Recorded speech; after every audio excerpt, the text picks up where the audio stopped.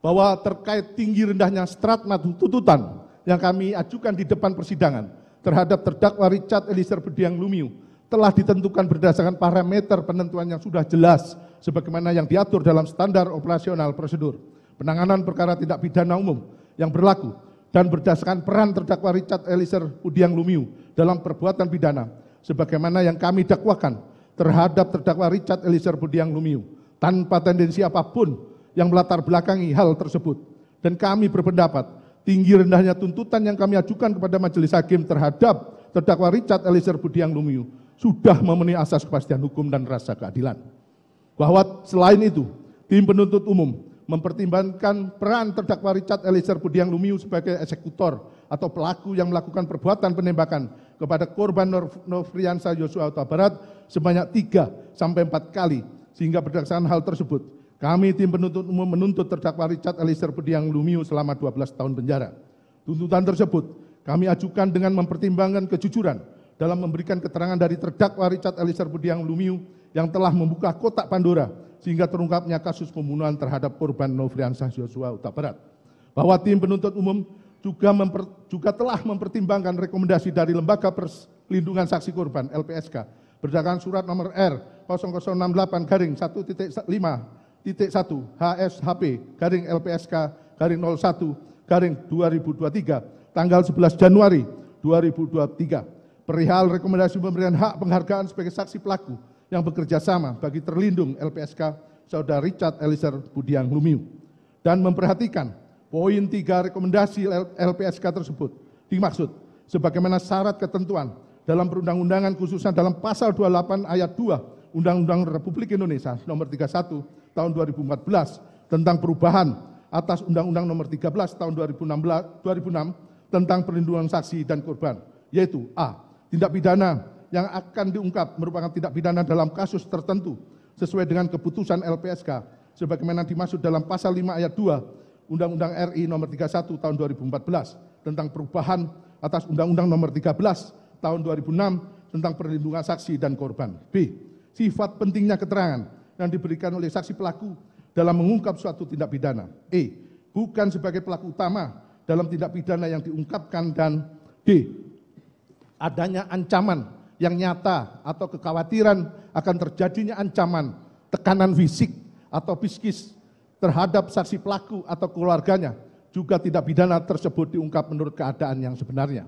Bahwa tim penuntut umum juga sudah mempertimbangkan sehubungan dengan penjelasan pasal 10A ayat 3 huruf A Undang-Undang RI nomor 31 tahun 2014 tentang perubahan atas Undang-Undang nomor 13 tahun 2006 tentang perlindungan saksi dan korban yang dimaksud dengan keringanan penjatuhan pidana mencakup pidana percobaan, pidana bersyarat khusus atau penjatuhan pidana yang paling ringan di antara terdakwa lainnya. Bahwa terkait dengan serangkaian rujukan di atas kami tanggapi sebagai berikut. 1. Bahwa dalam penjelasan pasal 10A Undang-Undang RI nomor 31 tahun 2014 tentang perubahan atas Undang-Undang nomor 13 tahun 2006 tentang perlindungan saksi dan korban memang menyatakan frasa penjatuhan pidana yang paling ringan di antara terdakwa lainnya. Namun demikian, pasal AHO belum mengakomodir keadaan di mana saksi pelaku yang bekerja sama juga sebagai pelaku material terdakwa Richard Eliezer Budiang Lumiu yang mempunyai peran lebih dominan dibandingkan dengan peran para terdakwa lainnya, kecuali saksi Freddy Sambo pelaku utama. Dalam rangkaian tindak pidana turut serta melakukan pembunuhan berencana terhadap korban Nofriansah Yosua Huta Barat, sehingga permohonan tuntutan kepada majelis hakim untuk penjatuhan pidana yang paling ringan terhadap terdakwa Richard Eliezer Budiang Lumiu di antara terdakwa lainnya perlu mendapat kajian secara mendalam.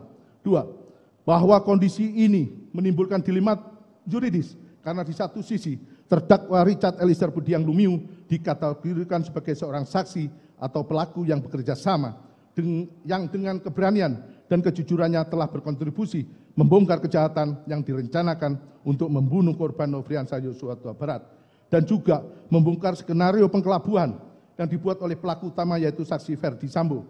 Namun di sisi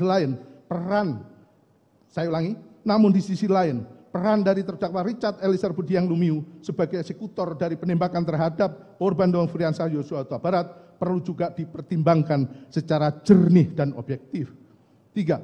Bahwa dalam tuntutannya terhadap terdakwa Richard Eliezer Budiang Lumiu, tim penuntut umum telah bersandar pada asas dominus litis. Ketentuan pasal 8 ayat 3 Undang-Undang Nomor 11 tahun 2021 tentang Kejaksaan RI yang menyatakan demi keadilan dan kebenaran berdasarkan ketuhanan yang Maha Esa, jaksa melakukan penuntutan.